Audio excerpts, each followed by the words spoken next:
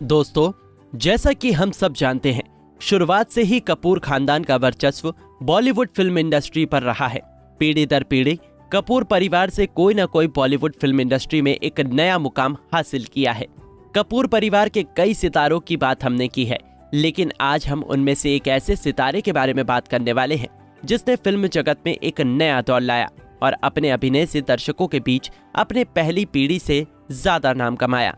हम बात कर रहे हैं मशहूर अभिनेता, निर्देशक और निर्माता राज कपूर के बारे में। अपने अभिनय के दम पर उन्होंने फिल्मी दुनिया में अपनी एक अलग पहचान बनाई। दोस्तों, आज हम आपको उनके प्रारंभिक जीवन, फिल्मी करियर और निजी जीवन के बारे में बताएंगे। साथ ही कुछ रहस्यों से भी पर्दा उठाएंगे, तो जानने के लिए वीडियो के अंत तक बने रहें। राज कपूर का जन्म 14 दिसंबर साल 1924 को पेशावर में हुआ था, जो वर्तमान में पाकिस्तान में है। उनका पूरा नाम रणवीर राज कपूर है। वो एक संपन्न परिवार में जन्मे। उनके पिता खुद एक थिएटर एक्टर थे, जिसके कारण उनका बचपन बाकियों के मुकाबले काफी अच्छा गुजरा। उन्होंने अपनी शुरुआती पढ़ाई Saint Xavier collegiate school Kolkata और colonel Brown Cambridge school Dehradun से किया। हैरानी की बात यह है कि उनका मन पढ़ाई में नहीं लगता था, जिसके कारण वो 6वीं क्लास में फेल हो गए थे और कहा जाता है कि उसके बाद उन्होंने पढ़ाई ही नहीं किया। अपने पिता के चलते उन्हें बतौर चाइल्ड आर्टिस्ट एक फिल्म में अभिनय करने का मौका मिला। एक बाल कलाकार के रूप में उन्होंने साल 1935 में फिल्म इंकलाब से अपने करियर की शुरुआत की। उस समय उनकी उम्र केवल 11 साल थी। पढ़ाई न करने की वजह से वो बॉम्बे टॉकीज स्टूडियो में एक हेल्पर का काम करने लगे, लेकिन कुछ समय बाद वो केदार शर्मा के साथ क्लैपर बॉय का काम करने लगे। ऐसा कहा जाता है कि उनके पिता को उनके ऊपर विश्वास नहीं था कि वो कुछ कर पाएंगे, इसलिए उनको हेल्पर और क्लैपर बॉय के काम में लगवा दिए थे। लेकिन उनके पिता के साथ रहने वाले वीरेंद्र नाथ त्रिपाठी का कहना था कि राज के पिता हमेशा कहते थे कि वो पढ़ेगा लिखेगा नहीं, पर फिल्मी दुनिया में शानदार काम करेगा।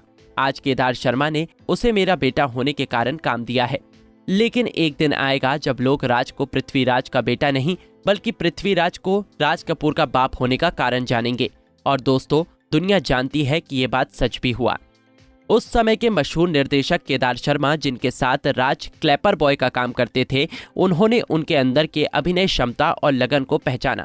साल 1947 के अपनी फिल्म नीलकमल में उन्हें एक नायक की भूमिका दे दी और वो फिल्म एक वयस्क के रूप में बतौर मुख्य किरदार उनकी पहली फिल्म थी। उस फिल्म में उन्होंने अभिनेत्री मधुबाला के साथ अभिनय किया और वहीं से उनका फिल्मी करियर शुरू हुआ। हिंदी सिनेमा की वीनस माने जाने वाली अभिनेत्री मधुबाला के साथ उन्होंने उसके बाद कई और फिल्मों में काम किया, जैसे चित्तौड़ विजय और दिल की रानी, जिसके निर्देशक थे मोहन सिन्हा। बतौर मुख्य अभिनेता वो उनकी दूसरी और तीसरी फिल्म थी। उसके बाद साल 1948 में NM केलकर द्वारा निर्देशित फिल्म अमर प्रेम में भी वो मधुबाला के साथ नजर आए। वो उनके करियर की 5वीं लेकिन बतौर मुख्य अभिनेता 4थी फिल्म साबित हुई। नरगिस के अलावा ज्यादातर वो मधुबाला के साथ नायक की भूमिका में नजर आए, लेकिन उनके साथ उनकी ज्यादातर फिल्में असफल ही रहीं।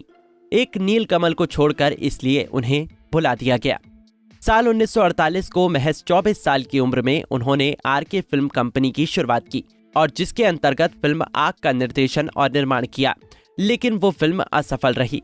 साथ ही उन्हें विवादों का सामना भी करना पड़ा, क्योंकि वो स्थापित परंपराओं का अनुकरण नहीं करती थी। आग के बाद साल 1949 में वो बरसात में अभिनेता के साथ साथ निर्देशक और निर्माता के रूप में दोबारा स्थापित हुए और उस फिल्म ने सफलता का एक नया रिकॉर्ड कायम किया। उस फिल्म की पूरी ही टीम नई थी। संगीतकार, गीतकार, लेखक और नायिका सब नए थे, इसलिए लोगों का कहना था कि आग में सब जल गया और जो बचा है वो बरसात में बह जाएगा। लेकिन ऐसा हुआ नहीं और उन्होंने सभी की बोलती बंद कर दी। बरसात की सफलता का परिणाम ये रहा कि साल 1950 में उनके द्वारा अभिनीत लगातार 6 फिल्में आईं। इससे पहले ऐसा कभी नहीं हुआ था कि उनके द्वारा एक साल में इतनी फिल्में रिलीज हुई हों, जिसमें नरगिस के साथ उनकी 2 फिल्में थे, जान पहचान और प्यार, गीता बाली के साथ बावरे नयन, सुरैया के साथ दास्तां, निम्मी के साथ भंवरा और रेहाना के साथ सरगम। इनमें से ज्यादातर फिल्में सफल रहीं। उसके बाद तो केदार शर्मा, नितिन बॉस, महबूब, महेश कौल, विमल रॉय और वी शांताराम जैसे दिग्गजों के रहते राज ने अपनी फिल्म आवारा से ये साबित कर दिया कि वो हर मोर्चे पर बड़े बड़े दिग्गजों के हौसले पस्त कर सकते हैं। दर्शकों के बीच वो बहुत लोकप्रिय हुए। आवारा फिल्म का गाना लोगों की जुबान पर छा गया। वो फिल्म जगत के इतिहास में मील का पत्थर साबित हुआ। सुप्रसिद्ध फिल्म समालोचक प्रहलाद अग्रवाल ने राज की तारीफ करते हुए कहा कि आवारा ने इस 27 साल के नौजवान को उस ऊंचाई पर पहुंचा दिया जहां तक पहुंचने के लिए बड़े से बड़ा कलाकार ललायत हो सकता है। आवारा ने ही उसे अंतर्राष्ट्रीय ख्याति प्रदान की, यहां तक कि वो पंडित जवाहरलाल नेहरू के बाद सर्वाधिक लोकप्रिय व्यक्तित्व बन गया। सोवियत रूस में, रूस और उनके समाजवादी देशों में आवारा को सिर्फ प्रशंसा ही नहीं मिली, बल्कि वहां की जनता ने भी बेहद आत्मीयता के साथ इसे अपनाया। साल 1952 में मुख्य अभिनेता के रूप में उनकी 4 फिल्में आईं, जैसे अंबर, अनहोनी, बेवफा और आशियाना, जिसमें नरगिस उनके साथ नजर आई। इतना ही नहीं, साल 1951 से लेकर 1956 तक उनकी जितनी भी फिल्में आईं, सभी में नरगिस ने नायिका का किरदार निभाया और ये अपने आप में एक रिकॉर्ड है। उनकी कुछ अन्य सुपरहिट फिल्में जैसे श्री 420, जागते रहो, चोरी चोरी, अनाड़ी, जिस देश में गंगा बहती है, छलिया और दिल ही तो है, साल 1970 में आई उनकी फिल्म मेरा नाम जोकर बहुत प्रसिद्ध हुई थी। उस फिल्म के वो अभिनेता, निर्देशक और निर्माता तीनों थे। उनके निजी जीवन की बात करें तो उन्होंने साल 1946 में कृष्णा मल्होत्रा से शादी किया, जो उनके आखिरी सांस तक उनके जीवन साथी बनकर रहीं। आपको बता दें कि उनकी पत्नी नरगिस, पद्मिनी और वैजंती माला जैसी अभिनेत्रियों के साथ उनके संबंधों से काफी परेशान रहती थी, जिसके चलते वो कई बार उनका घर छोड़कर अपने पिता के घर चली जाती थी। उनके 3 बेटे और 2 बेटी हैं। बेटे का नाम रणधीर कपूर, ऋषि कपूर और राजीव कपूर है और बेटी का नाम रीतू नंदा और रीमा जैन है। रीतू ने उद्योगपति राजन नंदा से शादी की है और उनके बेटे निखिल नंदा ने मशहूर अभिनेता अमिताभ बच्चन की बेटी श्वेता बच्चन से शादी किया है। वहीं पर रीमा ने निवेश बैंकर मनोज सेन से शादी की है। अगर हम उनके ग्रैंड चिल्ड्रंस की बात करें तो उनके बच्चों के जरिए उनके कुल 9 ग्रैंड चिल्ड्रंस हैं, जिसमें से करिश्मा कपूर और करीना कपूर रणधीर कपूर के जरिए, रणवीर कपूर और रिधिमा कपूर ऋषि कपूर के जरिए, निखिल नंदा और नताशा नंदा रीतू नंदा के जरिए, आदर जैन और अरमान जैन रीमा जैन के जरिए पैदा हुए। उनके पिता एक थिएटर एक्टर थे, जिनका जिक्र हमने वीडियो के शुरू में ही किया था। उनका नाम पृथ्वीराज कपूर है। उन्होंने ही पृथ्वी थिएटर का स्थापना किया था। साल 1930 में वो अपने अभिनय करियर की शुरुआत करने के लिए मुंबई आए, जहां उन्होंने कई मंच प्रदर्शन किया और उसके साथ ही वो 80 लोगों के ग्रुप के साथ भारत में अलग अलग स्थानों पर यात्रा भी करते थे। उनकी माता का नाम राम शरणी देवी कपूर है। राज कपूर के दादाजी का नाम दीवान बाग बशेश्वर नाथ सिंह कपूर है। शशि कपूर और शम्मी कपूर उनके भाई हैं, जो एक मशहूर अभिनेता थे। शशि कपूर का निधन साल 2017 में हुआ था और साल 2011 में शम्मी कपूर का निधन हुआ था।